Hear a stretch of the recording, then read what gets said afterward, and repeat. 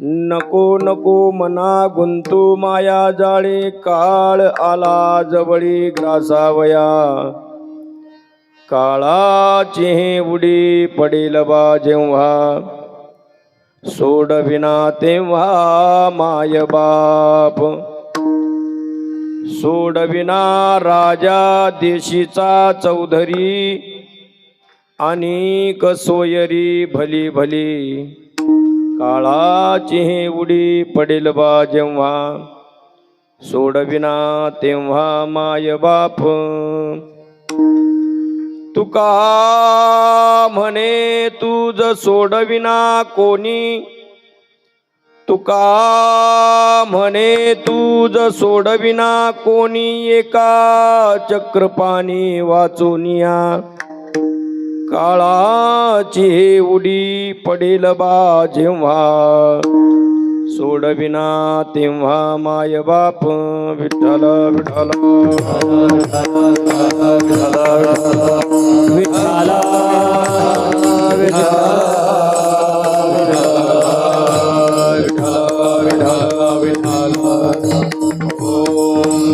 प्रज्ञानांश प्रधानय शिरचरनिकर व्यापी भीर व्याप्य लोकान्. भुक्त्वा भोगान् सविष्टान् पुनरपि धीशनोद्भासितान् कामजन्यान्. पीत्वा सर्वान् विशेषान् स्वपिति मधुरभुङ्मायया भोजयन्नो. माया संख्यातुर्यं परममृतमजं ब्रह्म यत्तन्नतोऽस्मि. यो विश्वात्मा विधिज विषयान् प्राश्य भोगान् स्थविष्टान्. पश्वाश्चन्यान् समतिविभवान् ज्योतिषां स्वेन सूक्ष्मान्. सर्वाणि तान् पुनरपि शनैः स्वात्मनि स्थापयित्वा, हित्वा सर्वान् विशेषान् विगतगुणगणापात्वसो नस्तुरीयः. अजं रुक्मिणी प्राणसञ्जीवनन्तम्, परं धाम कैवल्यमेकं तुरीयम्. प्रसन्नं प्रपन्नार्तिहं देवदेवं, परब्रह्मलिङ्गं भजे पाण्डुरङ्गं. पाण्डुरङ्गाकरो प्रथमं पाण्डुरङ्गाकरो प्रथमं पाण्डुरङ्गाकरो प्रथमं पाण्डुरङ्गाकरो प्रथमं. हरे चरणा संदासिया, हरे चरणा संदासिया, हरे चरणा संदासिया. चक्रवाराणे कथेतानि, चक्रवाराणे कथेतानि, चक्रवाराणे कथेतानि, चक्रवाराणे कथेतानि. बाबाजी सद्गुरु दासनु, बाबाजी सद्गुरु दासनु, बाबाजी सद्गुरु दासनु. ओम माता यस्य तपस्विनी च जनको वैराग्य रागान्वितः. भ्रातारो गुरुणा निवृत्तिसहिता निवृत्तिका संस्थिताः. इत्थं साधु कृपान्वितं स्वयमोहो ज्ञानामृतेनावृतं.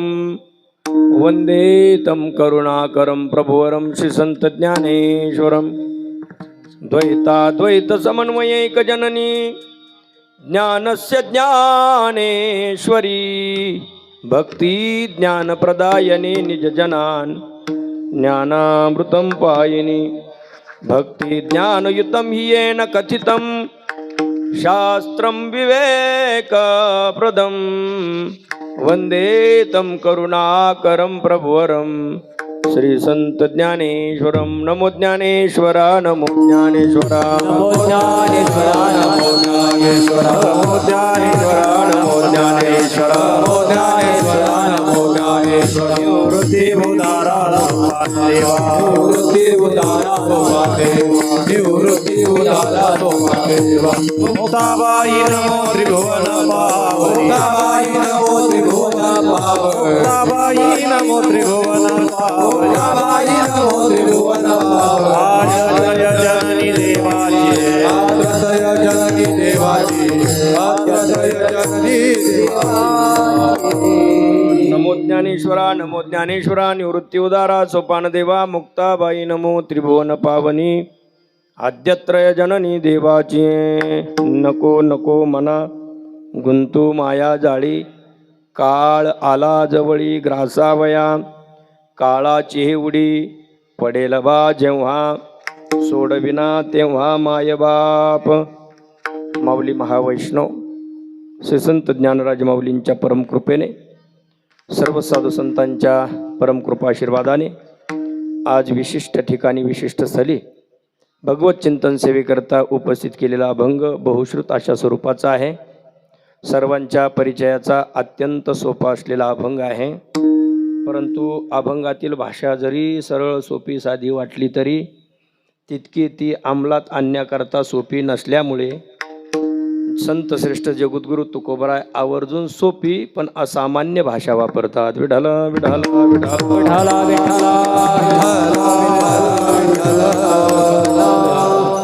अनेकदा विशेष स्वरूपाचा जो उपदेश असतो त्यापैकी असलेला हा एक उपदेश आहे. सर्वांच्या करता उपदेश देणं त्याला सामुदायिक किंवा सामान्य उपदेश म्हणतात. नित्यम एकानुगतम सर्वगतम अनेकानुगतम सामान्यम. जे नित्य असतं, सर्वामध्ये असतं, सर्वत्र पसरलेलं असतं, व्याप्त असतं, त्याला सामान्य म्हणतात. पण एक असतं आणि एका विशिष्ट विषयाकरता असतं, त्याला विशेष असं म्हणतात. विशिष्ट विषयाकरता असणारा हा उपदेश असल्यामुळे संत श्रेष्ठ जगद्गुरु तुकोबरायांनी केलेला हा मनाकरता केलेला विशेष उपदेश. विठ्ठल विठ्ठल.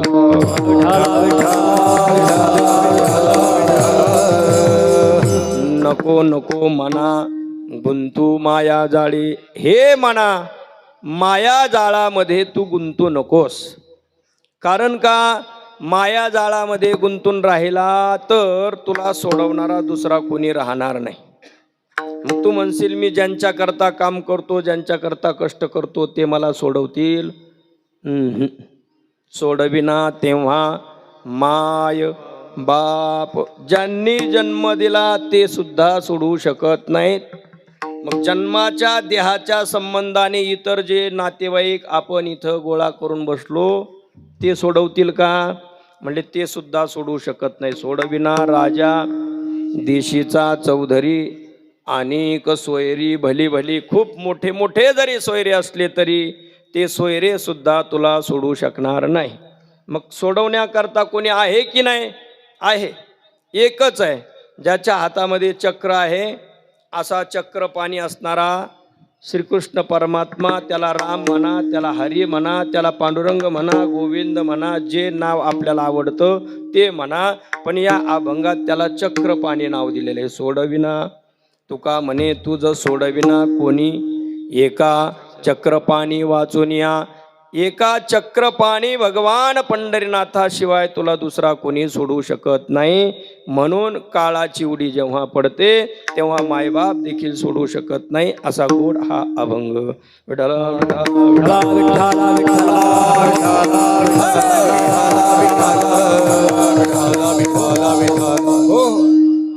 आज सेवा किम निमित्त आहे, यद्यपि सर्वांना ज्ञातच आहे.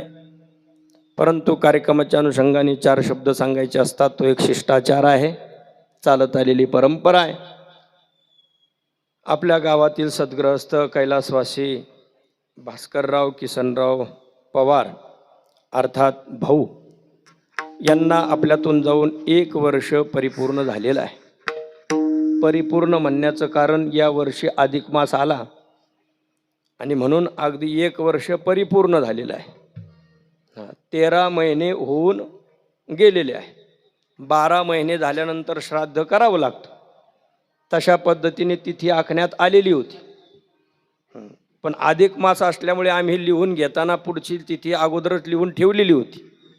फक्त लिहिताना दोन्ही तारखा पेन्सिलने लिहिल्या होत्या.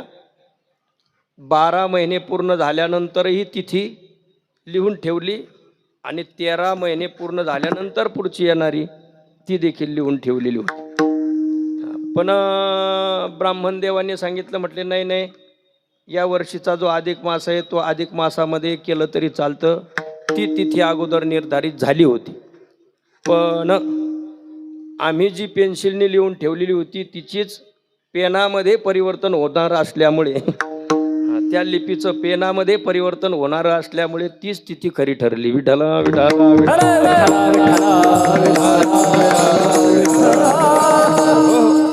आणि म्हणून आज कैलासवासी भास्करराव किसनराव पाटील पवार अर्थात भाऊ यांचं प्रथम वर्ष श्राद्ध आहे. तन्निमित्ताने त्यांच्या संपूर्ण परिवाराने आयोजित केलेला हाचा गोड कार्यक्रम आहे. गंगा भागीरथी चंद्रभागाबाई भास्करराव पवार या पत्नी आहेत. 2 मुलं आदरणीय भीमाशंकर भास्करराव पवार, आदरणीय शिवाजी भास्करराव पवार आणि 2 मुली अंजनीबाई बाबासाहेब जाधव आणि सौभाग्यवती श्री गीता अनिल चव्हाण. तसेच समस्त पवार पाटील परिवार खिरडी ग्रामस्थ संपूर्ण आप्तेष्ट नातेवाईक प्रतिष्ठित सर्व मंडळी आज या ठिकाणी उपस्थित आहेत. आत्ताच सेवेकरता ज्यांचं आगमन झालेलं आहे ते आमचे श्रद्धास्थान परमपूज्य गुरुवर्य राजाराम बाबा तुवर या ठिकाणी उपस्थित झालेले आहेत. आमचे सन्मित्र हरिभक्तीपरायण योगीराज महाराज पवार या ठिकाणी उपस्थित झालेले आहेत. परिसरातील सर्व टाळकरी मंडळी आहेत. विनेकरी बाबांपासून नजर टाकली तर सर्व अगदी ज्येष्ठ श्रेष्ठ सर्व टाळकरी मंडळी ज्यांनी सुंदर चाल गायली असे असणारे काशीनाथ महाराज टेकाळे आणि बाळासाहेब महाराज पवार तसेच सर्व गायनाचार्य मंडळी आज या ठिकाणी उपस्थित आहेत. पेटी मास्तर आहेत, मृदंगवादक हरिभक्तीपरायण अनिकेत महाराज आहेत आणि सर्व प्रतिष्ठित मंडळी चेहरे पाहिल्यानंतर लक्षात येतं असं आहे. एका शिते कळे भात नाही नाही घाटावे लागत एका शिते कळे भात. या ठिकाणी दृष्टी टाकल्याबरोबर गेलेलं व्यक्तिमत्व कसं होतं हे लक्षात येतं. गेलेल्या व्यक्तिमत्वाचा संबंध पारमार्थिक सर्व मंडळींशी होताच, पण राजकीय क्षेत्रातील सर्व मंडळीशी त्यांचा काय होता, चांगल्या प्रकारचा संबंध होता. आपल्या जीवनामध्ये राजकीय क्षेत्रामध्ये सुद्धा अग्रेसर होते आणि पारमार्थिक क्षेत्रामध्ये सुद्धा सतत चिंतन मनन पठन वाचन सद्ग्रंथांचं श्रवण त्या ठिकाणी नेहमी चालायचं. पूजनीय वैकुंठवासी बंशी बाबांचा सहवास, पूजनीय वैकुंठवासी रामकृष्ण काळे गुरुजींची काही अंशी सेवा, पूजनीय खेडले परमानंद आलं खेडले झुंगे त्या ठिकाणी असणारी पूजनीय तुकाराम बाबांची असणारी सर्व परंपरा, त्या परंपरेतील सर्व संत मंडळींचा काही अंशी सहवास, त्यांच्याविषयी दृढ विश्वास श्रद्धा आणि जीवनामध्ये केलेला दानधर्माधिक वाचनाधिक परमार्थाची ही सेवा आणि हे सर्व करता करता प्रपंचाच्या असणाऱ्या सर्व जबाबदाऱ्या व्यवस्थितरित्या परिपालन करून सर्वांना सुशिक्षित करून व्यवस्थित सर्वांना आपल्या आपल्या मार्गावरती आपल्या आपल्या पायावरती उभं करून राजकीय क्षेत्रामध्ये सुद्धा सर्व अंशी बहुतांशी त्यांची सेवा असायची. कारखान्याचे चेअरमन म्हणून त्यांनी काम पाहिलं. गावामध्ये सुद्धा प्रतिष्ठितता होती. गावातील सप्ताह असेल त्यामध्ये जिकरीने भाग घेणाऱ्यांकरता सहकार्य करणं, या सर्व गोष्टी जर आठवल्या तर या सर्व कार्याच्या दृष्टीने भाऊ आजही आपल्यातच आहेत. विठ्ठल विठ्ठल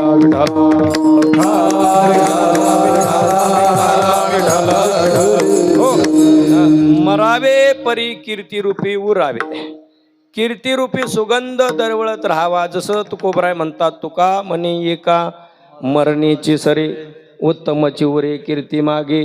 उत्तम अशी कीर्ती पाठीमागे ठेवून जाणं त्याला खरं मरण असं म्हणतात. नाही तर काही माणसं कधी जन्माला आली हेही कळत नाही, कधी गेली हेही कळत नाही. कारण त्यांच्या जीवनामध्ये स्वतः करता सुद्धा ते जगलेले नसतात, दुसऱ्या करता जगणं तर सोडाच. विठ्ठल विठ्ठल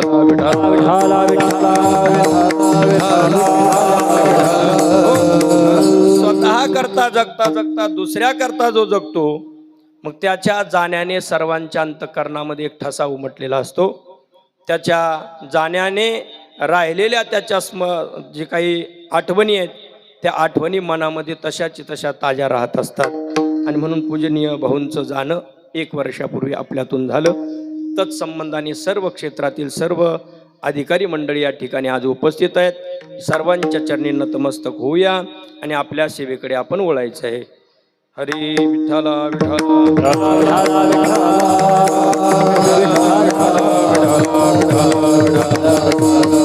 मस्तक माझा पायावरिया वारकरी संतांच्या वारकरी संतांच्या वारकरी संतांच्या मस्तक माझा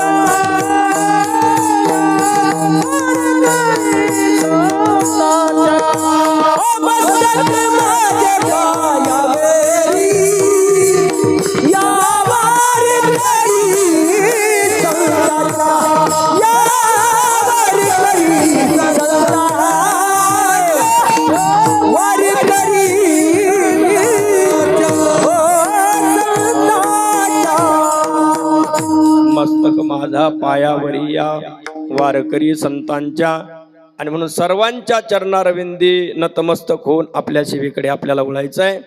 आजचं श्राद्ध कीर्तन आहे आणि श्राद्ध म्हटलं की श्रद्धेने करावं लागतं आणि म्हणून श्राद्ध त्याला म्हणतात. श्रद्धया क्रियते इति श्राद्धम, श्रद्धेने केलं जातं. श्रद्धा आणि तिथं निर्माण होणारी आर्यमा देवता यांच्याद्वारा इथं अर्पण केलेला प्रसाद पितरांना जिथे असतील तिथे जाऊन पोहोच होत असतो. कारण त्याकरता श्रद्धा हे माध्यम महत्वाचं आहे. श्रद्धा त्या कर्मामध्ये नसेल तर केलेलं कर्म फलीभूत होत नाही. केलेल्या प्रसादाला, केलेल्या असणाऱ्या सर्व विधीला श्रद्धा हे अत्यंत महत्वाचं माध्यम आहे. तीर्थव्रती भाव धरी रे करुणा, शांती दया पाहुणा हरी करी. व्रत एक प्रकारचं कर्म, क्रियाकर्म हे करत असताना, व्रत करत असताना त्या व्रतामध्ये भाव, श्रद्धा, विश्वास महत्वाचा असतो. आणि अत्यंत विश्वासार्हतेने केल्या जाणारं कर्म त्याला श्राद्ध असं म्हटलेलं आहे. आणि पुरोहित आल्यानंतर त्यांच्या मुखारविंदातून जे मंत्र, जे घोष होतात, त्या जे घोषाद्वारा आर्यमा नावाची देवता तिथे उपस्थित होते आणि ती देवता इथं अर्पण केलेला तो श्रद्धेचा भाग, पुरोडाश पुण्यात्मकाचा भाग आपल्या असणाऱ्या बरोबर त्या पितरांच्या करता नैमित्तिक केलेला हा श्राद्धविधी पोहोच होत असतो. ज्ञानोबराय बोलतात पहा, गंगेचे उदक गंगे जैसे अर्पिजे देव पितरोद्देशे. गंगेचं पाणी आपण घेतो आणि गंगेलाच अर्पण करतो. गंगेचं पाणी घेतलं ते इथूनच घेतलं, अर्पण केलं ते इथंच केलेलं आहे. पण उद्देशता मात्र ज्यांची असते ते पितर आणि देव असतात. देवाच्या करता अर्पण केलेलं, सूर्याकरता अर्पण केलेलं पाणी गंगेत वाहून गेलेलं दिसलं तरी उद्देशता मात्र सूर्याची असल्यामुळे ते पाणी सूर्याला जसं पोहोच झालं, ही भावना आहे. त्या पद्धतीने आपल्या पितरांच्या निमित्ताने केलेलं तर्पण, केलेलं अर्पण हा विधी श्रद्धा या माध्यमातून आर्यमा नावाच्या देवतेच्या द्वारा त्या पितरांपर्यंत पोहोच होतो. म्हणून याला श्राद्ध विधी असं म्हणतात. विठ्ठल विठ्ठल विठ्ठल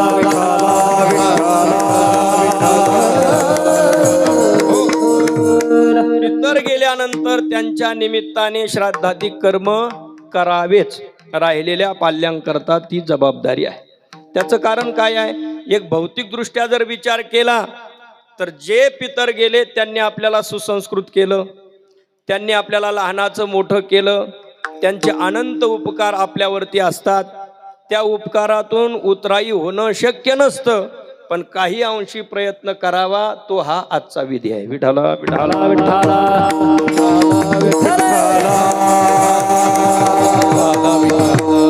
पितर जिवंत असताना यथोचित त्यांची सर्वस्वी आपण काय करावी?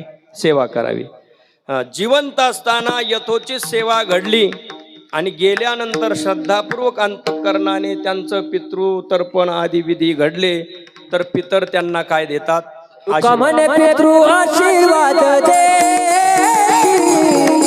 कल्याणाची दया तुला, कल्याणाची दया तुला, कल्याणाची दया तुला. तुका म्हणे पितृ आशीर्वाद दे,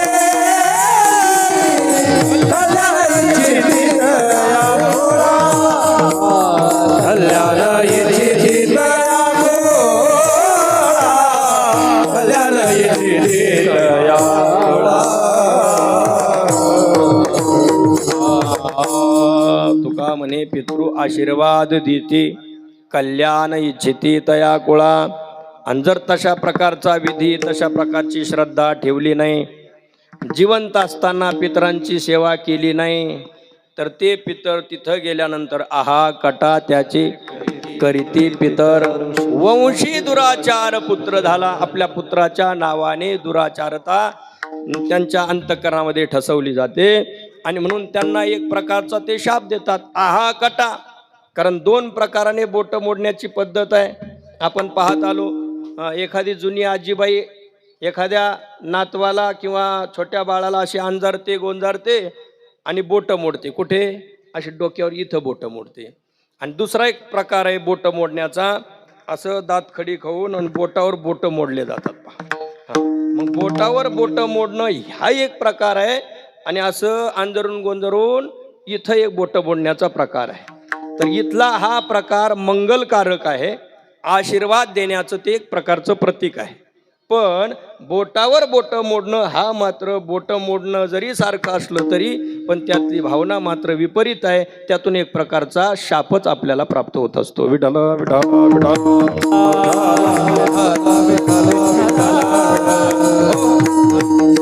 आहा कटा त्याचे करीती पितर, वंशी दुराचार पुत्र झाला. आमच्या वंशामध्ये दुराचार पुत्र जन्माला आला, आणि म्हणून त्याच्या नावाने ते पितर तिथं काय मोडतात, बोट मोडतात.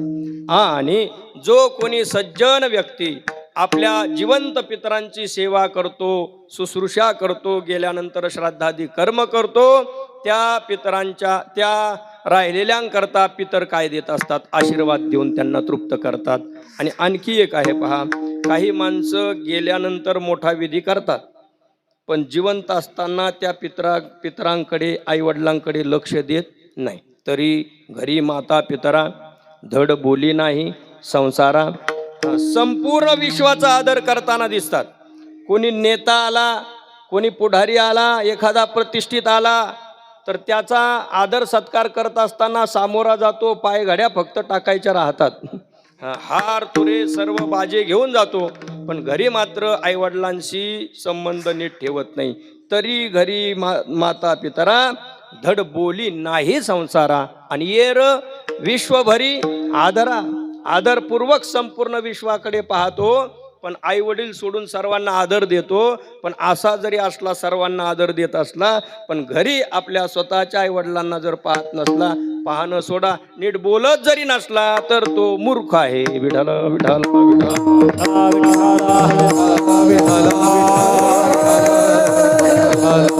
त्याकरता जिवंतपणे पितरांची सेवा यथोचित आपल्याकडून घडावी. जिवंतपणे सेवा घडली नाही, त्यांच्याशी नीट बोललो नाही, आपल्याकडून बहुधा अशा चुका होण्याची शक्यता असते. त्यांना दुखणं भाणं काही आलं की आपण दवाखान्यात घेऊन जातो, तिकडून घेऊन येतो, गोळ्या औषधी देतो, खायला प्यायलाही देतो, पण त्यांच्याशी दोन शब्द प्रेमाने बोलत नाही. म्हणजे आमचं म्हातारं ऐकतच नाही, म्हातारी ऐकत नाही, या शब्दामध्ये एक प्रकारचा अपशब्दामध्ये आपण त्यांना बोलतो. ज्यांनी जन्म दिला त्यांच्या हातात सत्ता असताना त्यांना तात्या, भाऊ, काका, मामा, दादा या नावाने आवाज दिला, आणि आता ते थकल्यानंतर म्हातारा आणि म्हातारी म्हणत असेल तर आपल्यासारखे कृतज्ञ आपणच. विठ्ठल विठ्ठल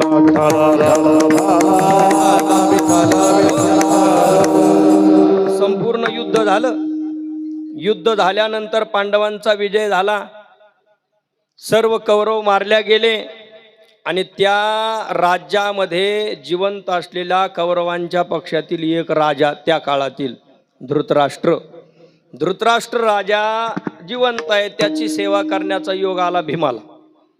पहा, ज्यांचं वैयक्तिक प्रेम नाही अशी जोडी आता सेवेकरता सेवा घेण्याकरता नियोजित केलेली आहे. का तर यांचं कमीत कमी परस्परामध्ये यांचा सेवा भाव पाहून राजाचं प्रेम भीमाविषयी जागृत व्हावं, हा कदाचित असणारा त्या काळातील राजांचा काय धर्मराजाचा विचार. म्हणून भीमाकडे जबाबदारी दिली. भीमदादाने सकाळचा नाश्ता घेऊन जायचा, दुपारचं जेवण द्यायचं, संध्याकाळचं जेवण द्यायचं, या सर्व सेवा करायच्या. पण जाता येता घे म्हाताऱ्या खा डुचक्या, म्हणजे आंधळा होता ना म्हणून. म्हणजे या शब्दामध्ये अपशब्दामध्ये अपशब्दांचा प्रयोग करून त्याचा नियमित अपमान तो करायचा. मग अशा भीमाने केलेल्या त्या अपशब्दामुळे त्याला मिळत असलेलं अन्न, त्याला मिळत असलेली व्यवस्था वाटली की अव्यवस्था वाटली. या सर्व गोष्टीला कंटाळून शेवटी तो वनात गेला. जात असताना गांधारीने डोळे बांधलेले ती त्यांच्याबरोबर गेली. पण म्हटले एक अंध आहे आणि एकाने डोळे बांधलेत, मग यांची सेवा करण्याकरता कुंती मातेने आता मिळालेल्या राज्याचा काय केला, त्याग करून त्यांची सेवा करण्याकरता शेवटी कुंती मानता गेली. विठ्ठल विठ्ठल विठ्ठल.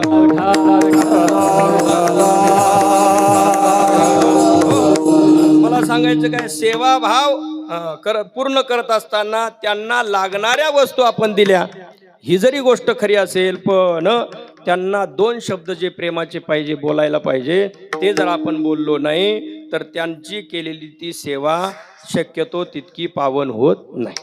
असं आहे. मग आईवडील जिवंत असताना त्यांच्याशी नीट व्यवहार केला नाही आणि गेल्यानंतर खूप मोठा भंडारा ठेवला, खूप चांगले चांगले पदार्थ ठेवले, खूप मोठं आयोजन केलं आणि सर्वांना निमंत्रण देऊन बोलवलं, पण ज्यांच्या निमित्ताने चांगले चांगले पदार्थ केले ते आता जेवण्याकरता राहिलेली नाही. खरोखर ते जिवंत असताना त्यांना जे अन्न द्यायला पाहिजे होतं ते दिलं गेलं नाही आणि आता गेल्यानंतर त्यांना खूप मोठा भंडारा केला, त्याचा आता उपयोग होईल का? तुकोबरेने सांगितलं, भुके नाही अन्न मेल्यावरी पिंडदान, मेल्यावरी पिंडदान, मेल्यावरी पिंडदान, भुके नाही अन्न मेल्यावरी पिंडदान, मेल्यावरी पिंडदान, मेल्यावरी पिंडदान.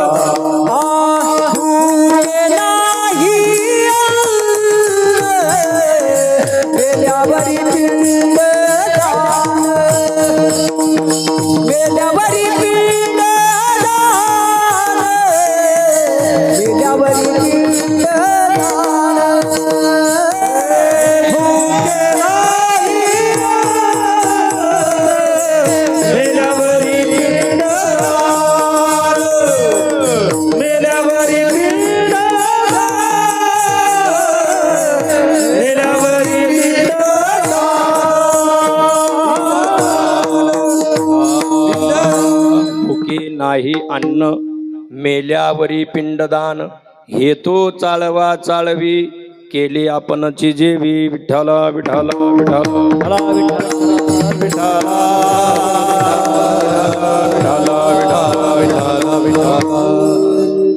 भूक लागली तेव्हा पितरांना अन्न दिल्या गेलं नाही आणि ते गेल्यानंतर त्यांच्या निमित्ताने मोठा भंडारा केला तरी त्याचा उपयोग होत नाही.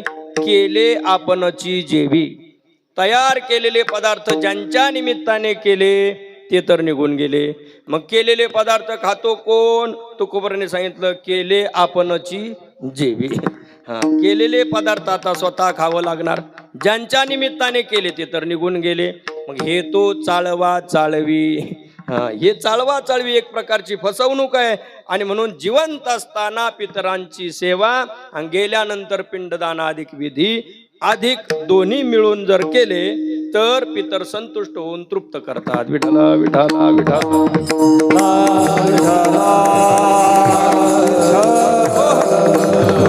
सांगा मुंबईकर. वा वा. बाईल सवाशीन आई आणि आपण पितरांचे ठाई. विठ्ठला विठ्ठला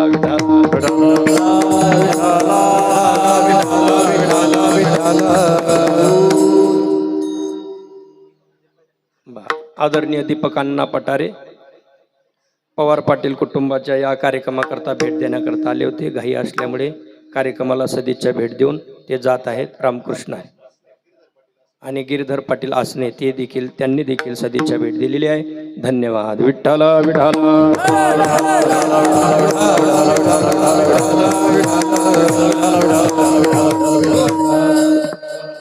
आता सर्व क्षेत्रातील नावं पाठ असण्याकरता त्याला उद्धव बाबाच पाहिजेत. पदासहित पदवी सहित आजी माझी भविष्यातले सुद्धा मला वाटतं पाठ असतील. पण आता तितका आपला संपर्क नसतो. सर्वाविषयी प्रेम असतंच म्हणा, पण तितका अभ्यास आमचा त्यातला नाही. नावं जरी विचारले तरी माझं तर असं आहे बरं का, प्रसंग लक्षात राहतो, माणसंही लक्षात राहतात, पण त्यांचं नाव लक्षातच राहील हे सांगता येत नाही. विठ्ठला विठ्ठला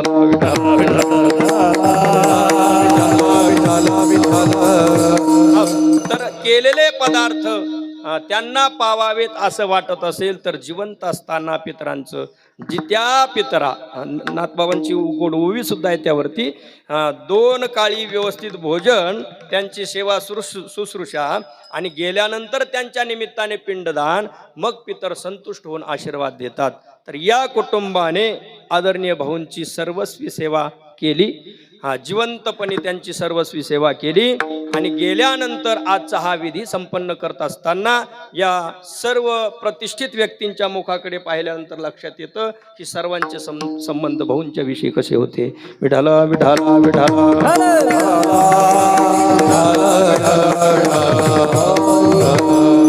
अशी सेवा श्राद्ध सेवा करत असताना कीर्तन सेवेकरता त्या ठिकाणी उपदेशपर प्रकरणातील अभंग असावा लागतो. आजचा हा उपदेशपरच अभंग आपण घेतलेला आहे. पण आजचा विशिष्ट उपदेश आहे, मी बोलून गेलो.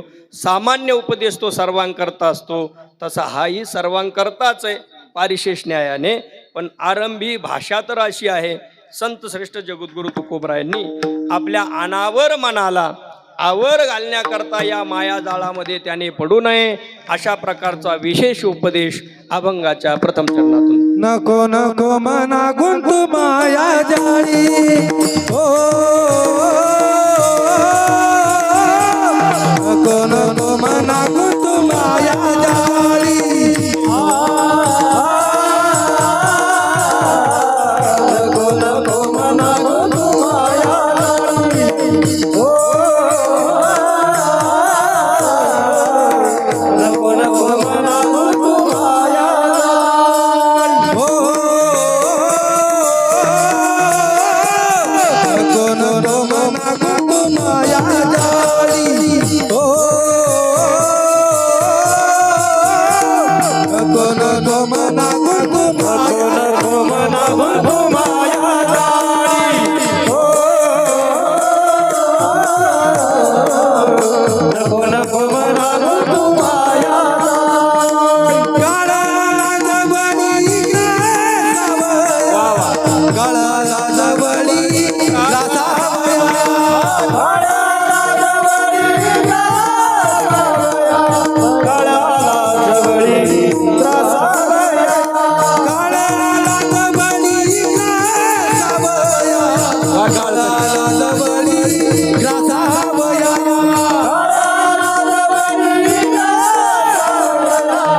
काळाला जवळी रासावया,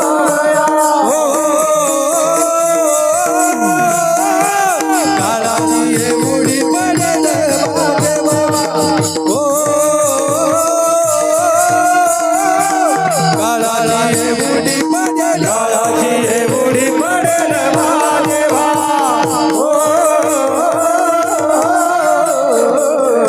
काळाची एवढी पडेल, काळाची एवढी पडेल, काळाची एवढी पडेल माझे. एकच खान गपरा.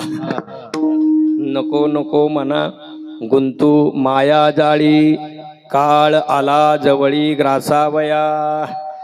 काळ जवळ आलेला आहे, हे मना माया जाळात गुंतू नको.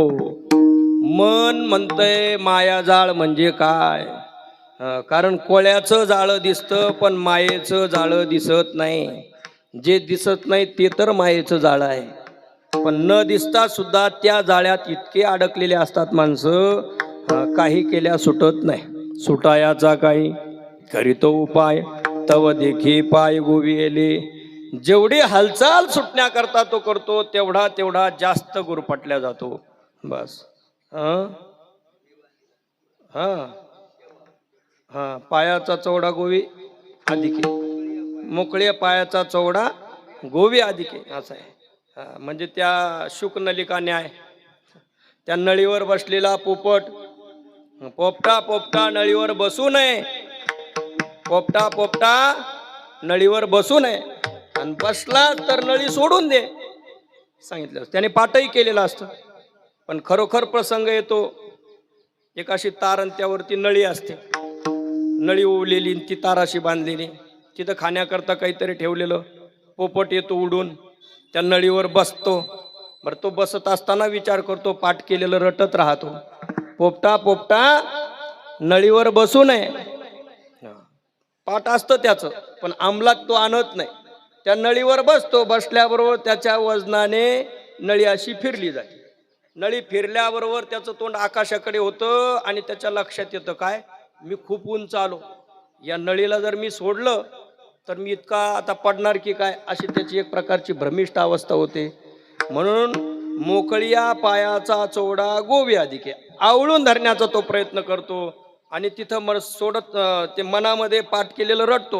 काय, जर बसला तर नळीला सोडून द्यायचं आणि उडून जायचं, बसला तर नळीला सोडायचं आणि उडून जायचं म्हणतो. पण आटुवे ये आवळी ज्ञानोबरायांनी बोललेलं आहे. ते असणारे ती आपले नखांनी ती नळी अशी पक्की धरून ठेवतो, सोडत नाही. यालाच तर मायाजाळ म्हणतात. विठ्ठल विठ्ठल विठ्ठल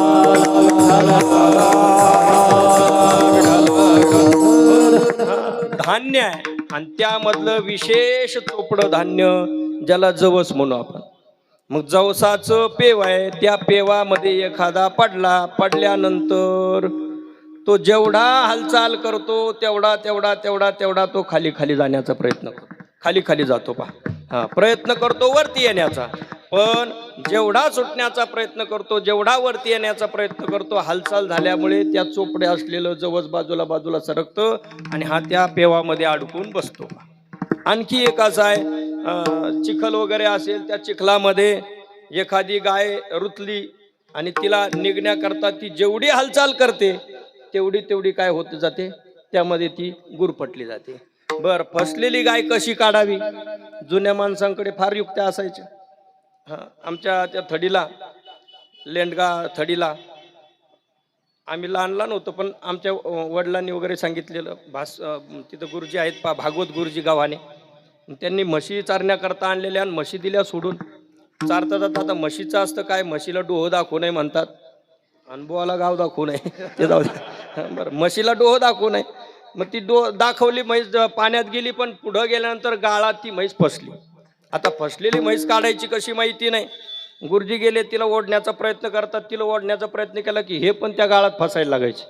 मग बाहेर निघाले, कपडे वगैरे सगळे भरलेले. पलीकडच्या थरीला आमचे वडील होते. म्हटले, काय करताय गुरुजी? म्हणजे काय नाही, म्हैस फसली, तिला काढण्याकरता गेलो, पण मीच फसायला लागलो होतो, बाहेर झरकलो, बरं झालं. म्हणले, अहो, फसलेली म्हैस काढायची असेल तर काय करायचं, तिला तिथं जाऊन ओढत नाही बसायचं. म्हणले, मग काय करायचं? म्हणले, हांडा घेऊन या आणि जिथं पाणी आहे पाणी भरून तिथं आणखी पाणी टाका. म्हणले, आणखी गाळ झाल्यावर ती खाली गेली. मग म्हणजे खाली जात नाही, तुम्ही करा तर खरं सांगितलं तेवढं. मग तसं केलं त्यांनी. 5-10 हांडे पाणी तिथं टाकल्याबरोबर तिथं असलेला चिखल पातळ पातळ झाला. म्हैस आपण होऊन मनाने बाहेर निघाली. विठ्ठल विठ्ठल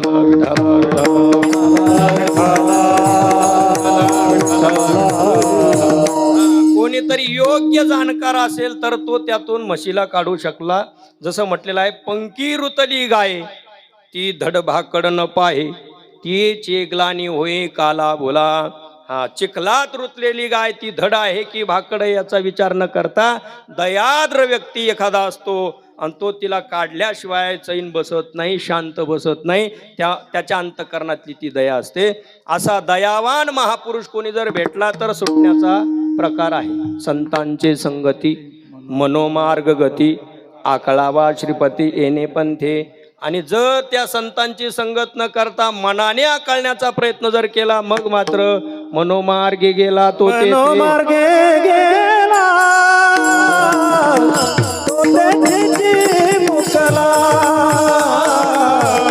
मनोमार्गे गेला तो तेथे मुकला.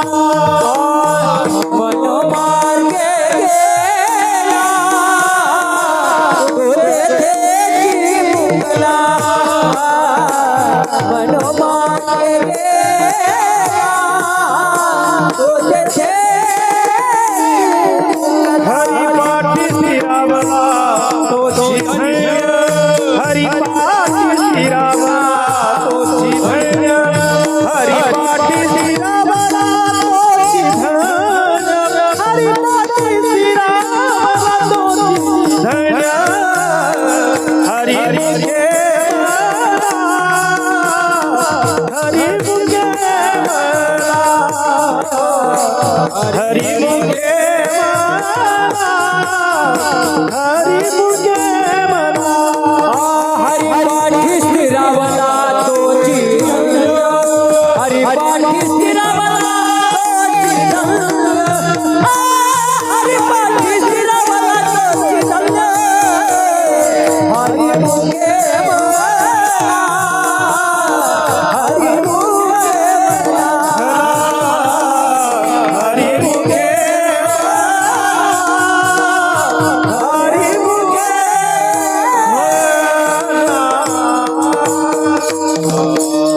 मनोमार्गे गेला तेथे मुकला, हरिपाठी शिरवला तोची धन्य.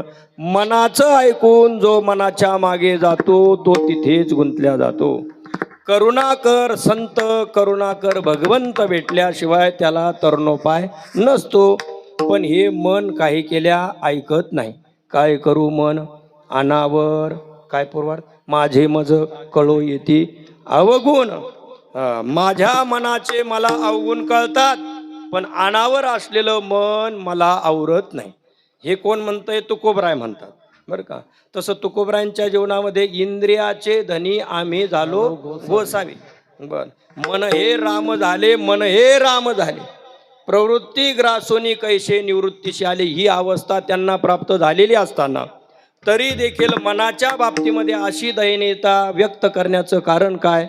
तर त्यांना ती त्यांची दयनीयता सांगायची नसून विज्ञापन हे आहे की तुमचं आमचं जे मन आहे ते कसं आहे त्याचं दिग्दर्शन तुकोबराय त्यांच्या भाषेत देतात. विठ्ठल विठ्ठल.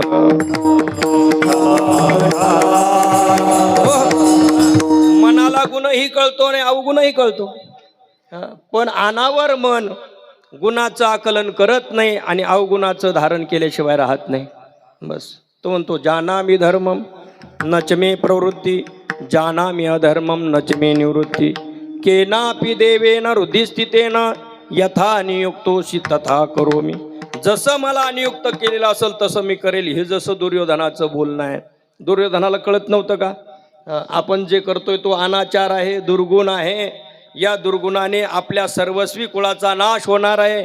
या सर्व गोष्टी दुर्योधनाला कळत होत्या, पण त्याच्या अंतकरणात असलेलं जे 1/4 हिस्साचं असणारं मन, कारण अंतकरण चतुष्टय असं म्हटलेलं आहे, त्यामध्ये मन, बुद्धी, चित्त आणि अहंकार या 4 भागामध्ये विभागलेलं अंतकरण म्हणजे त्यातलं एक मन आहे. मग आता यामध्ये संकल्प विकल्प करण्याची वृत्ती असते तेव्हा त्या अंतकरणाला मन म्हणतात. काय काय करे तो या मना, बोला. काय काय करे तो या मना, काय काय करे तो या, काय काय करे तो या. परिनायके नारायण, परिनायके नारायण, परिनायके नारायण, परिनायके नारायण. करुणाचे विवचना, करुणाचे करे विवचना, करुणाचे करे विवचना, टाळ करी विवचना. देऊन पतना धरिले, पतना धरिले, देऊन पतना धरिले, पतना धरिले. भलती धावे सैराट, भलती धावे सावे सैराट, भलती सवे धावे सैराट, भलती सवे धावे सैराट, भलती सवे धावे सैराट, भलती सवे धावे सैराट, भलती सवे धावे सैराट, भलती सवे धावे सैराट.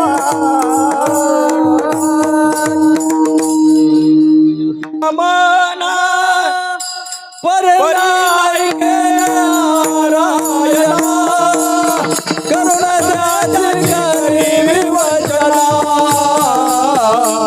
करुणाचे धरायले.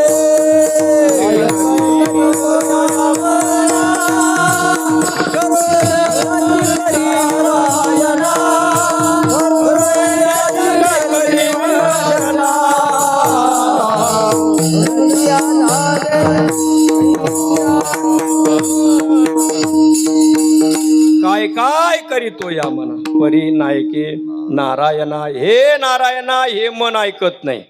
मी सांगत होतो 4 विभागामध्ये विभागलेलं अंतःकरण. पहिला भाग त्याचा मन आहे, दुसरा भाग चित्त आहे, तिसरा भाग त्याचा बुद्धी, दुसरा भाग बुद्धी आहे, तिसरा भाग चित्त आहे आणि चौथा भाग अहंकार आहे. मन, बुद्धी, चित्त, अहंकार. त्यातला मन अंतकरणाची वृत्ती संकल्प करते हे मी करावं, विकल्प करते हे मी करू नये. अशा संकल्प विकल्पात्मक वृत्तीला म्हणतात मन. जसं मन म्हणतं काय की आता वारीला जायचं आहे, श्री क्षेत्र नेवासा ते पंढरपूर भव्य दिव्य पालखी सोहळा आहे, दिंडी सोहळा नाही. अनेक दिंड्यांचा समूह मिळून जो असतो त्याला म्हणतात पालखी सोहळा. विठ्ठल विठ्ठल विठ्ठल.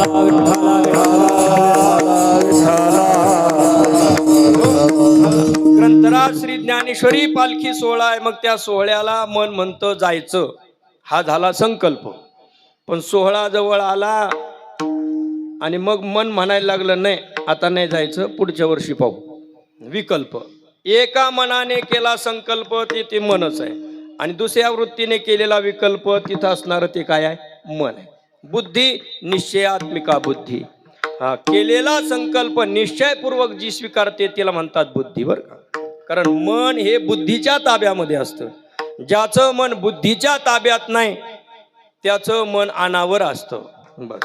कारण तिथं सांगत असताना इंद्रियभ्य परा अर्था अर्थभ्यश्य परम मनः मनसस्तु परा बुद्धी. बुद्धी ही मनाच्या पलीकडे आहे, कारण मनावर अंकुश ठेवते ती बुद्धी असते. पण ज्याची सुष्ठू बुद्धी आहे, ज्याची दुर्बुद्धी नाही, असा सद्बुद्धिवान जो असतो तो आपल्या मनाला आवर घालतो. पण सद्बुद्धी नसताना दुर्बुद्धिवान मनुष्य मात्र आपल्या मनाला आवर घालू शकत नाही. त्याचं मन त्याला आवरत नाही. आता तुमची आमची गोष्ट सोडा, पण भगवंताचं सख्यत्व ज्याने केलं, सख्यत्व नावाची भक्ती करणारा सखा अर्जुनाला 6व्या अध्यायामध्ये विचारावं वाटलं, देवा तुम्ही सांगितलेला जो योग आहे अगदी व्यवस्थित आम्ही ऐकल्यानंतर फार गोड वाटला, पण करण्याकरता मात्र मी जर प्रयुक्त झालो तर मला नाही वाटत हा योग मला जमेल म्हणून. कारण चंचल मी मन कृष्ण प्रमाथी बलवद दृढम तस्याहम निग्रहम मन्ये वायोरिव सुदुष्करम. जसं सोसाट्याचा वारा असतो, वारा त्या सुटलेल्या वाऱ्याला कवळीत घालणं जसं अशक्य आहे, म्हणजे आपल्याकडून ते शक्य नाही. वाऱ्याला जसं आपण कवळीत घालू शकत नाही तसं मनाला आवरणं तितकं दुष्कर आहे. दुष्कर आहे म्हणजे तितकं ते कठीण आहे. तितकं कठीण आहे म्हणजे केवळ तुमच्या आमच्या प्रयत्नाने ते अशक्य प्राय आहे. विठ्ठल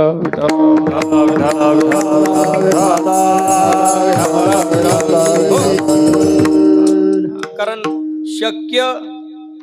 शक्य गोष्ट ती करता येते, पण अशक्य गोष्ट असते ती आपल्याकडून करता येत नाही. काही गोष्टी काय असतात, अवघड असतात, करता येत नाही. आता एखादा मनुष्य आहे आजारी पडलेला आहे, आणि आजारी पडलेल्याला उठवणं शक्य आहे का अशक्य आहे? शक्य आहे, पण कसं आहे ते तात्काळ शक्य नाही. मग त्याकरता त्याला दवाखान्यामध्ये न्यावं लागेल, त्याला दवाखान्यातली व्यवस्थित औषधोपचार करावे लागतील, आणि त्याद्वारा मग अर्धी चतकूर एक असं करता करता थोडंसं मग तो असा सावध होतो आणि तो उठल्या जातो. कोण? आजारी पडलेल्याला. आजारी पडलेल्याला उठवणं शक्य आहे, पण थोडंसं अवघड आहे, बरोबर. पण झोपी गेलेला एखादा आहे, जिवंत आहे, धष्टपुष्ट आहे, त्याला उठवणं सोपं आहे का अवघड आहे? सोपं आहे. त्याच्या नावाने आवाज द्यायचा आणि उठ म्हणायचं. पण जास्तच जर बिनघोर झोपलेला असेल, म्हणजे जो घोर ठेवून झोपतो तो घोरत नसतो, जो बिनघोर झोपतो तो घोरत असतो. विठ्ठल विठ्ठल बिनघोर झोपलेला घोरतोय मोठ्याने, त्याला आवाज दिल्याने त्याला ऐकू जात नाही. अशा काळात काय करणार? थोडं जवळ जाणार, जालू भाऊ उठा, लगेच जालू भाऊ उठणार. का बरं? काय कारण? त्याला झोपेत जो अंतरुणावर पडलेला आहे त्याला उठवणं सोपं आहे. आजारी पडलेला आहे, अंतरुणावरती आहे, त्याला उठवणं अवघड आहे, पण शक्य आहे. आता तिसऱ्या टप्प्यातला एक आहे, तिरडीवर पडलेला आहे, त्याला उठवणं सोपं आहे का सोपं आहे का अवघड आहे? सोपं आहे का अवघड आहे? सोपंही नाही आणि अवघडही नाही. ते तुमच्या आमच्या करता अशक्य आहे. विठ्ठल विठ्ठल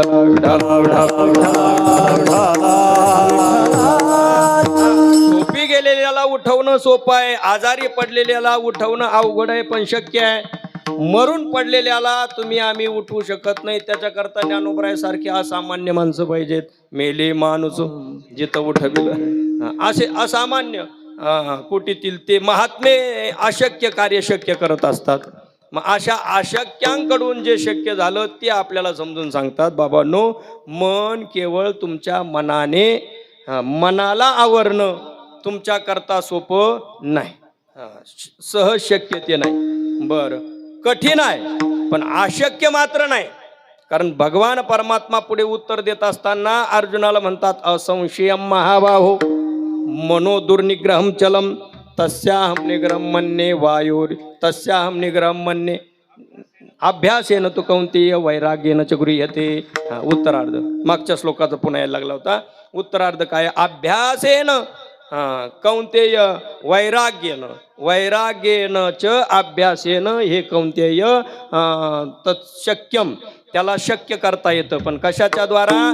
वैराग्य रूपी कुऱ्हाडीच्या द्वारा आणि अभ्यास रूपी कुऱ्हाडीच्या द्वारा चंचल मनाचं मूळ तोडून त्याला स्थिर करता येणं शक्य आहे. विठाला विठाला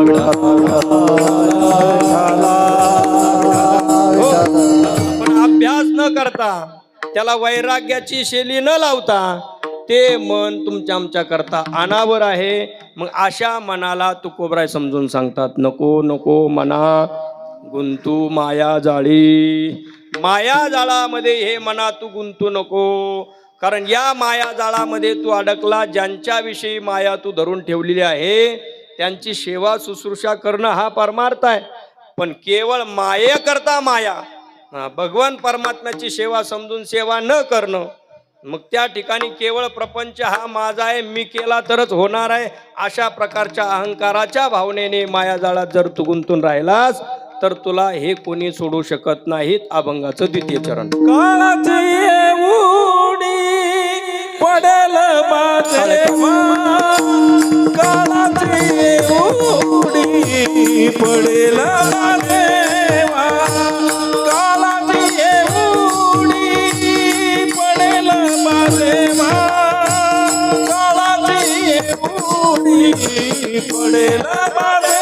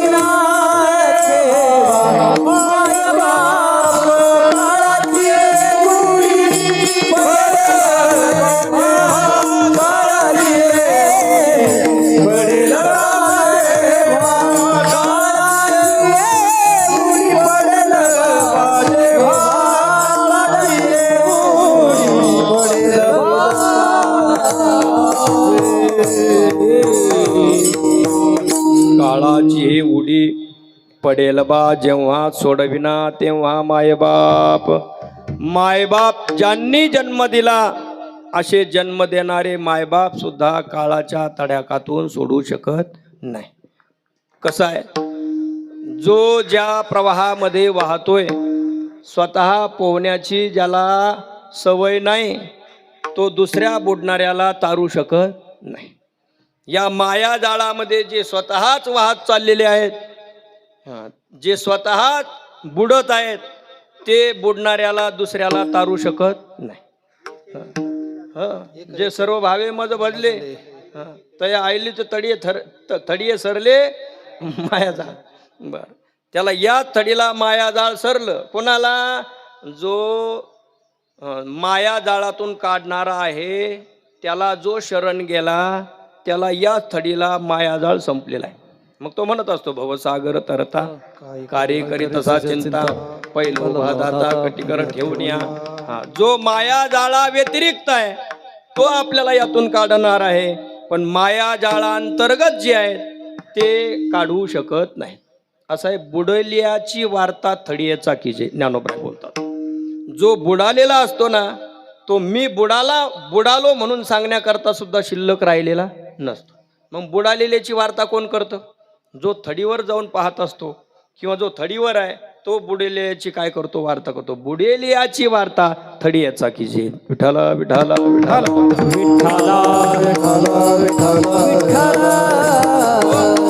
कस्तरती कस्तरती मायाम. कोण तरतो या माया जळातून? जो यो आत्मानुभवम सेवते, जो आत्मानुभव सेवन करतो, अर्थात भगवान पंढरीनाथाची शरणागती जो पत्करतो तो सुटतो आणि तो इतरांनाही सोडवण्याचं सामर्थ्य ठेवतो. पण जे शरणागती पत्करत नाहीत असे माया जाळातील सर्व नाते गोते आपल्याला सोडू शकणार नाही. कधी? काळाची उडी पडते तेव्हा. काळाची उडी पडल्यानंतर सोडविना तेव्हा मायबाप. काळाची उडी कशी पडते? आणि उडी त्यालाच म्हणतात जी अकस्मात पडते. कधी पडणार आहे हे कळतही नाही. एक अर्धा घास त्याने गिळलेला असतो आणि अर्धा घास तोंडात असतो. ग्रासगिरी सत्ता नाही हाती, ग्रासगिरी सत्ता नाही हाती, ग्रासगिरी सत्ता नाही हाती, ग्रासगिरी सत्ता नाही हाती. क्षण भंगुर हे जायन कळता, जायन कळता, जायन कळता,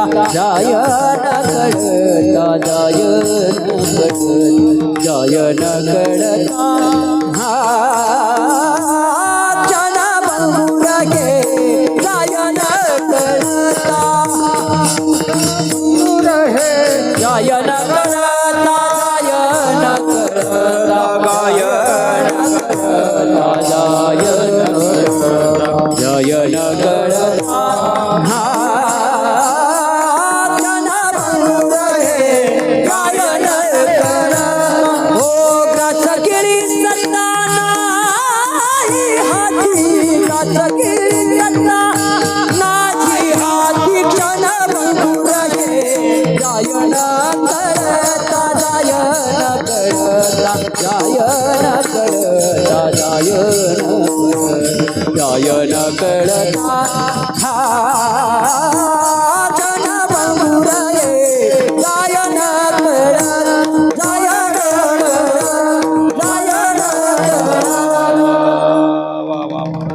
क्षणभंगुर हे जाय न कळता, ग्रासगिळी सत्ता नाही हाती.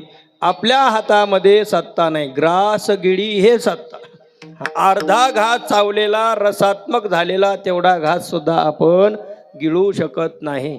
माशी पाख पाखडे तव हे सरे, असं आहे. हे काळा नाळाचे तोंडी, घातली लोण्याची उंडी.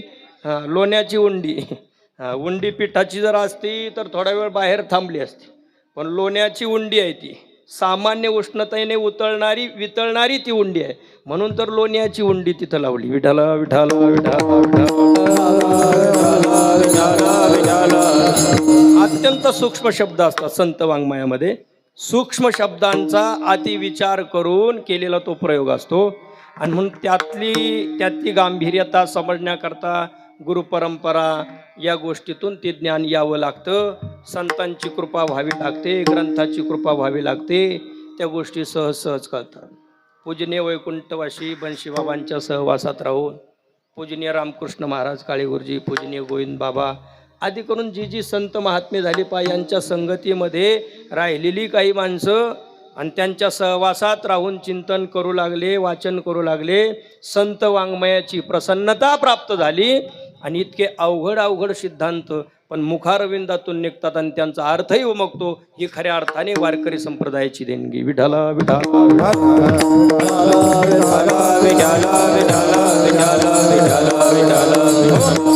अतिउच्च टोकाचं ज्ञान संत महात्म्यांनी आपल्याला समजून सांगण्याकरता सामान्य भाषेमध्ये आणलं. सामान्य भाषेमध्ये हे तो काळा नाळाची तोंडी, घातली लोण्याची उंडी. त्या पद्धतीने आपण या नश्वर जगतामध्ये जितकं काही माया ठेवली तेवढी माया आपल्याला दुःख देणारी आहे. माया जाळात गुंतलेले आपल्याला सोडू शकणार नाही. सोडविना तेव्हा मायबाप सोडू शकत नाही. आणि काळाची उडी ही अचानक पडत असते. त्याला ती सूचना देत नाही, आता उद्या इतक्या वाजून इतक्या वाजता आणि बरोबर इतक्या मिनिटांनी इतक्या सेकंदांनी मी येणार आहे, अशी सूचना कोण देत नाही? काळ देत नाही. म्हणून त्याला उडी म्हटलेलं आहे. जे अकस्मात पडते, काळाची हे उडी पडेल बा जेव्हा. जेव्हा ती उडी पडते तेव्हा ज्याच्यावर उडी पडते त्यालाच ती समजत नाही, तर ती दुसऱ्याला काय समजणार? विठाला विठाला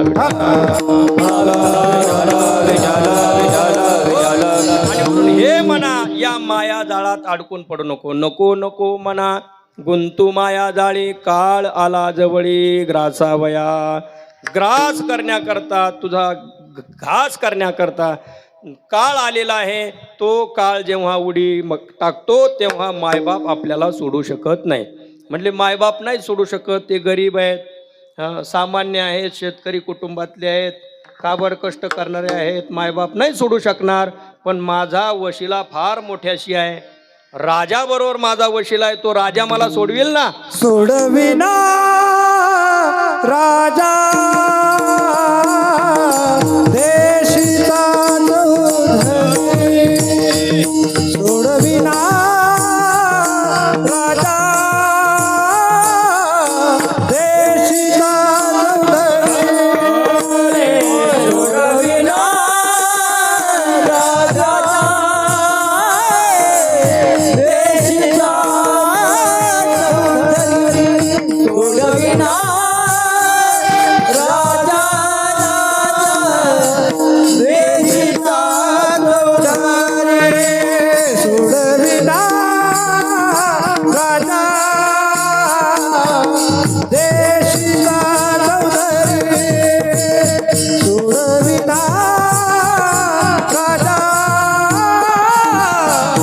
देशीचा चौधरी. सोडविना राजा देशीचा चौधरी. अनेक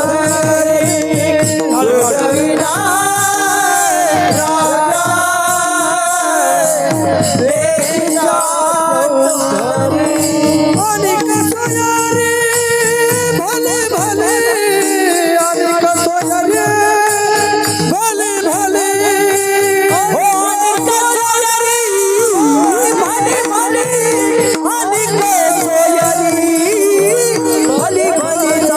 सोडविना राजा पडेल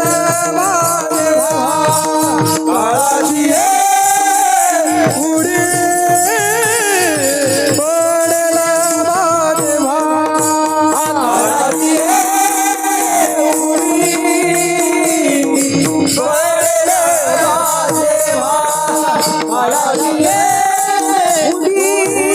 पडेल माझ्या काळाची उडी. पडेल माझ्या काळाची उडी. सोडविना राजा देशीचा चौधरी. अनेक सोयरी भली भली. देशीचा चौधरी राजा तो सुद्धा सोडू शकत नाही. आदरणीय मनसुख महाराज दहे या परिवाराच्या दुःखामध्ये संमिलित होण्याकरता उपस्थित झालेले आहे. धन्यवाद. विठ्ठल विठ्ठल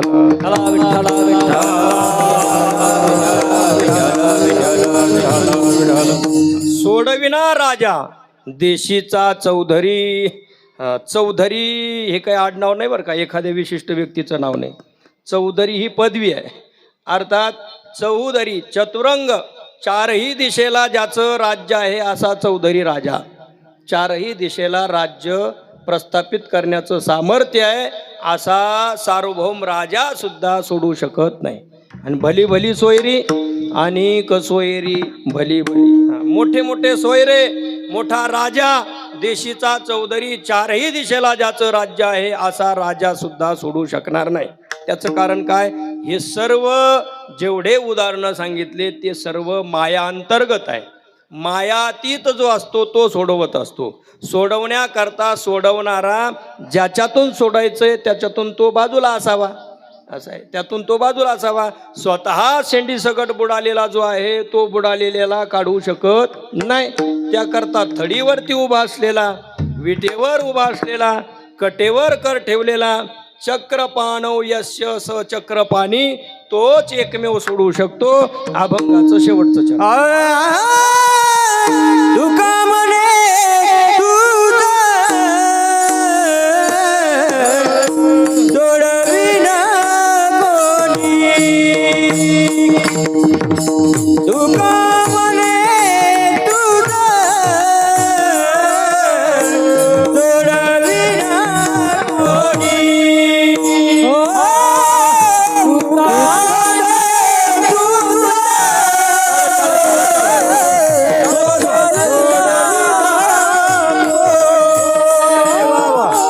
तुका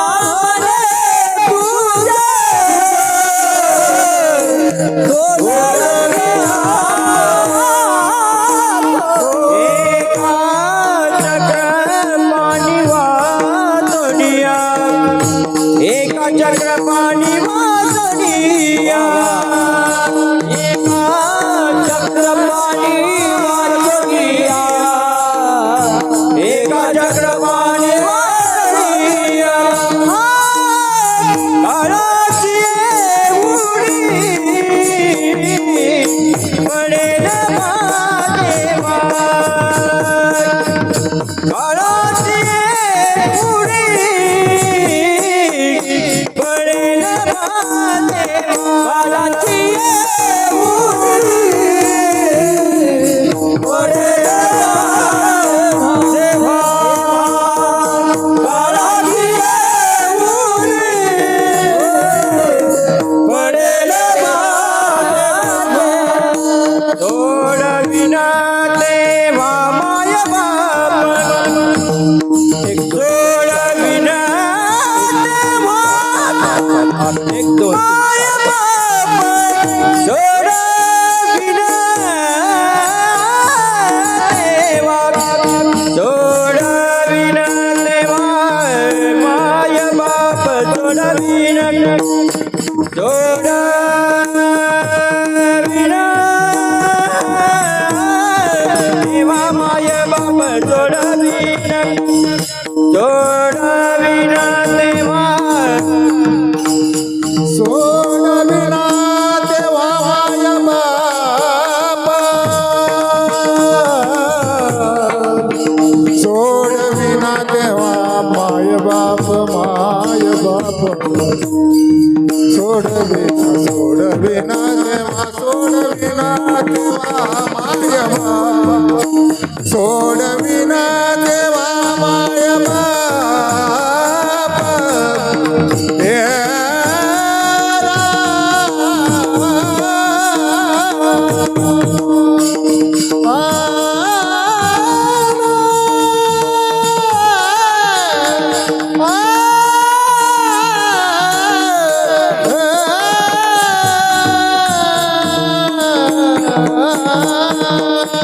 सोडविना देवा माय बाप.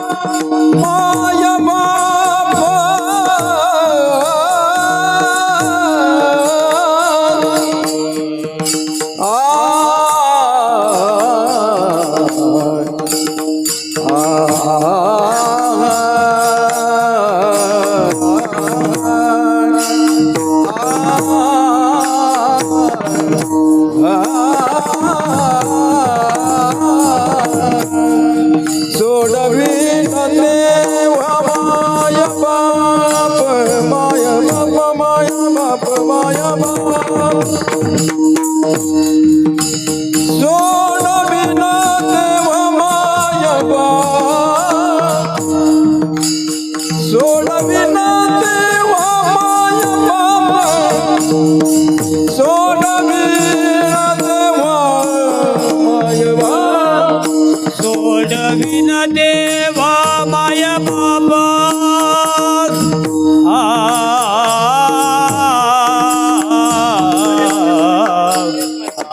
आ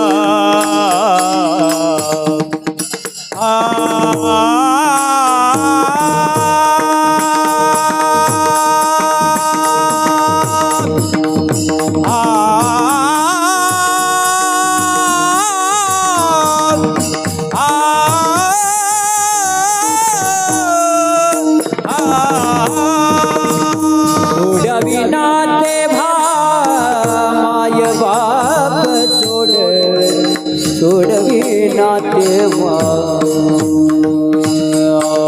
माय बाप सोडविना तेव्हा तेव्हा तेव्हा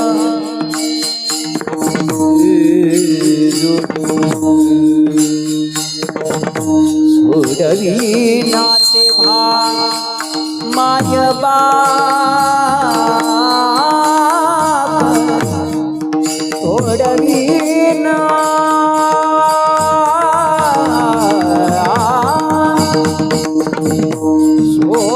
सोडविना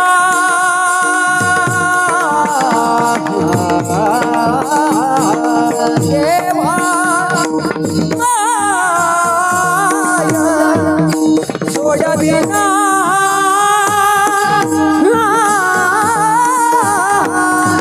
सोडविना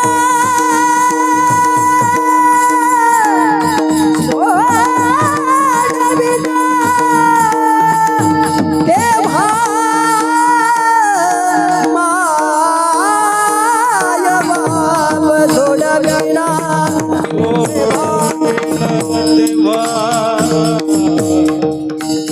माय बाप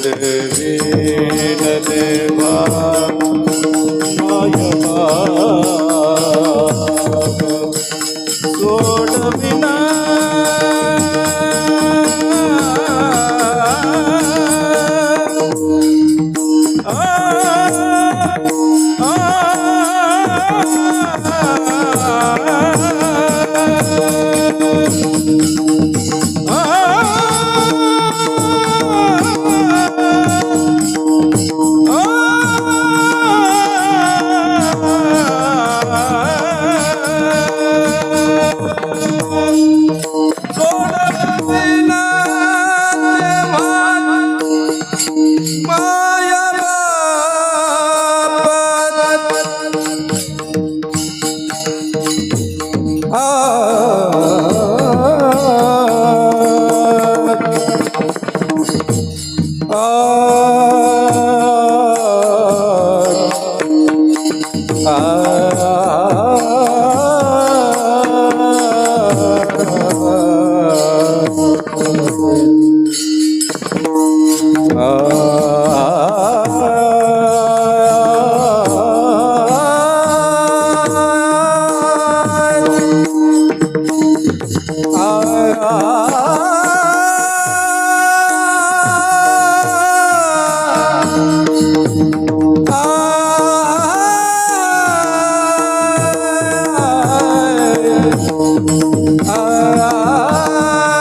देवा माय बाप सोडविना सोडविना तेव्हा माय बाप काळाची मुली बरे नवा देवा काळाची मुली बरे नवा देवा बरे नवा कुमारी ताळी वाजवा भजन म्हणा कुमारी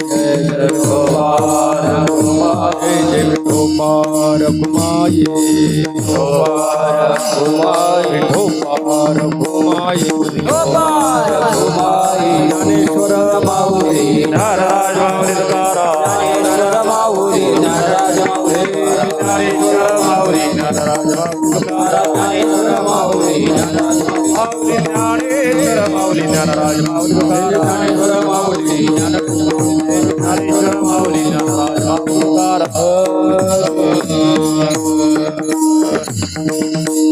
तुका म्हणे तुझ सोडविना कोणी एका चक्रपाणी वाचोनिया. संतश्रेष्ठ जगद्गुरु तुकोबराय शेवटच्या चरणातून तरुणोपाय सांगतात. सोडवणारा सोडविता भगवान परमात्मा आहे, कारण तो मायातीत आहे. तुका म्हणे तुझं सोडविना कोणी. जेवढे कोणी माया अंतर्गत आहेत ते तुला सोडू शकत नाहीत, पण मायातीत परमात्मा किंवा परमात्मा स्वरूप झालेले संत आपणास सोडू शकतात. म्हणून संतांची संगती करावी, भगवंताची भगवत भक्ती करावी, कारण भक्त्या त्वनन्यया शक्य अहम भगवंताला जाणायचं असेल, भगवान परमात्म्याचं ज्ञान करून घ्यायचं असेल तर दुसरा कोणताही उपाय नाही. तमेव विदित्वा अतिमृत्युमेती नान्य पंथा विद्यते ऐनाय. भगवान परमात्म्याला जाणणं हाच एकमेव उपाय आहे आणि त्याला भक्तीच्या द्वारा जाणण्यासाठी संत महात्म्याची किंवा भगवंताची भगवत भक्ती घडावी. आणि त्यासाठी संतश्रेष्ठ तुकोबराय मनाला सावध करतात. नको नको मना गुंतू माया जाळी, काळ आला जवळी ग्रासावया. काळाची हे उडी पडेल वा जेव्हा, सोडविना तेव्हा मायबाप. सोडविना राजा देशीचा चौधरी, अनेक सोयरी भली भली. अनेक काही ठिकाणी आणखी एक चरण यामध्ये जोडले जातं, पण गाथ्यामध्ये ते नसल्यामुळे आपण ते म्हणत नाही. कोणतं चरण? ते चरण आपण म्हणत नाही. ते चरण म्हणायचं नाही, कारण ते चरण गाथ्यात नाही. ते चरण बहुतेक अनेकांच्या कोणाच्या तरी माथ्यातून निघालेलं असावं. प्रक्षिप्त आहे, योग्य अर्थ त्याचा आहे, पण ते चरण आपण घेत नाही. गाथ्यात नसल्यामुळे ते घेत नाही. ते योग्य जरी असलं ते घेत नाही. म्हटले ते कोणतं? ते म्हणायचं सुद्धा नाही, म्हणून तर मी म्हटलो नाही असं आहे. तर ते चरण आपण घेतले नाही. फक्त सोडविना राजा देशीचा चौधरी, अनेक सोयरी भली भली. तुका म्हणे तुझं सोडविना कोणी, एका चक्रपाणी वाचोनी या. म्हणून झालेली सेवा गुरुनाम गुरु सद्गुरु जोग महाराज आदी करून सकल संतांच्या चरणारविंदी, भगवंताच्या चरणारविंदी सेवा समर्पित करूया. आजची सेवा ज्यांच्या निमित्ताने संपन्न झाली ते कैलासवासी आदरणीय भास्करराव किसनराव पाटील पवार भाऊ यांच्या निमित्ताने ही सेवा संपन्न झालेली आहे. त्यांच्या सर्व परिवाराने त्यांची यथायोग्य अशी सेवा केलेली आहे. अनेक वर्ष शेवटच्या क्षणामध्ये ते आजारी असताना सर्वस्वी सेवा त्यांच्या कुटुंबाने केलेली आहे. आणि त्यांच्या सेवेतून ते सेवा तर त्यांची घडलेलीच आहे. आणि गेल्यानंतर पितरांच्या ऋणातून मुक्त होण्याचा आजचा हा ऋणमुक्ती सोहळा अर्थात असणारा आजचा हा श्राद्धविधी या ठिकाणी संपन्न झालेला आहे. उपस्थित सर्व मान्यवर मंडळी, उपस्थित सर्व पारमार्थिक क्षेत्रातील श्रद्धेय मंडळी या ठिकाणी उपस्थित राहिले.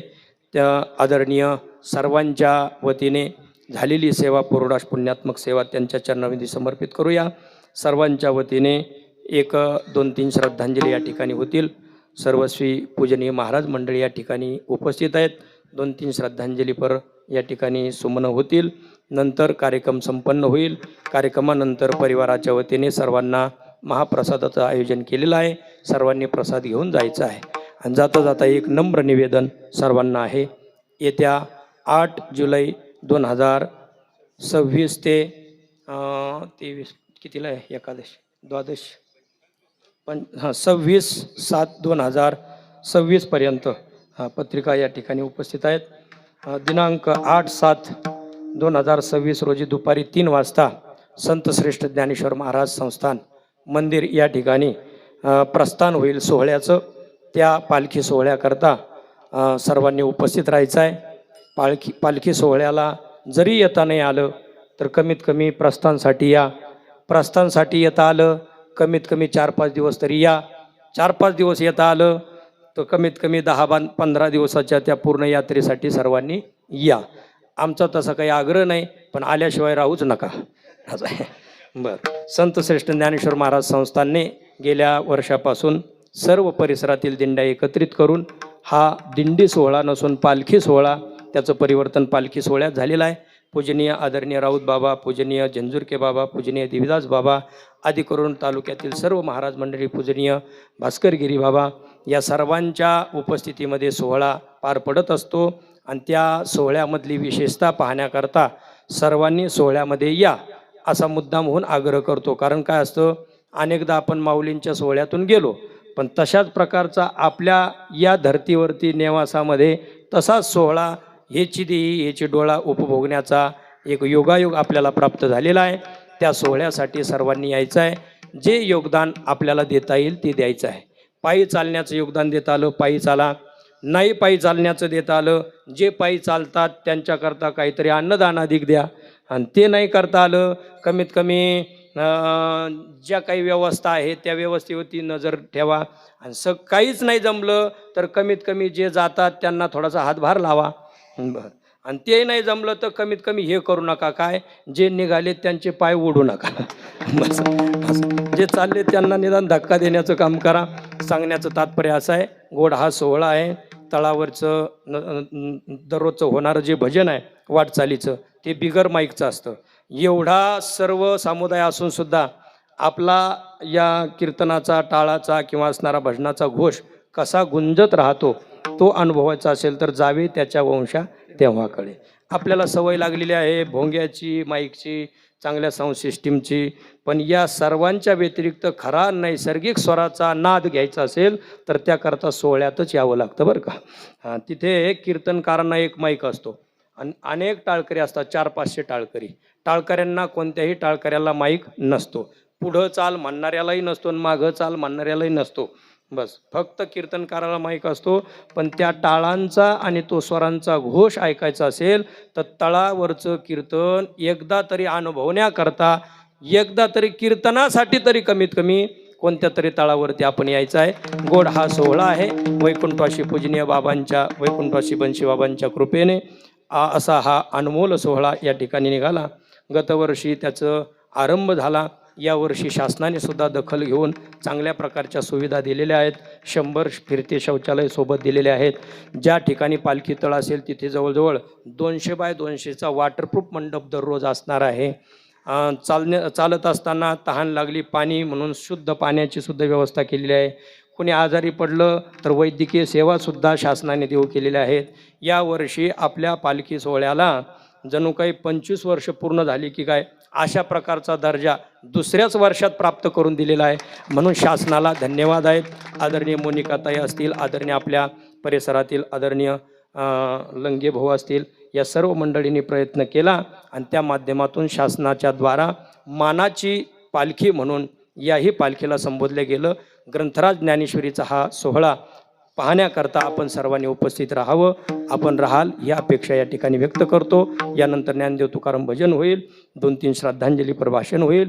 त्यानंतर पसायदानानंतर महाप्रसाद घेतल्याशिवाय कोणी उठायचं नाही. विठ्ठल जय जय जय जय विठ्ठल, जय जय विठ्ठल, जय विठ्ठल, जय जय विठ्ठल, जय विठ्ठल, जय जय विठ्ठल, जय विठ्ठल, जय जय विठ्ठल, जय विठ्ठल, जय जय विठ्ठल, जय आ बोली रे कुरे देवा बोले वारी करा क्षमा करा नाही विचारला अधिकार मे आपला क्षमा करा महाराज तुम्ही. तुका म्हणे ज्ञानेश्वरा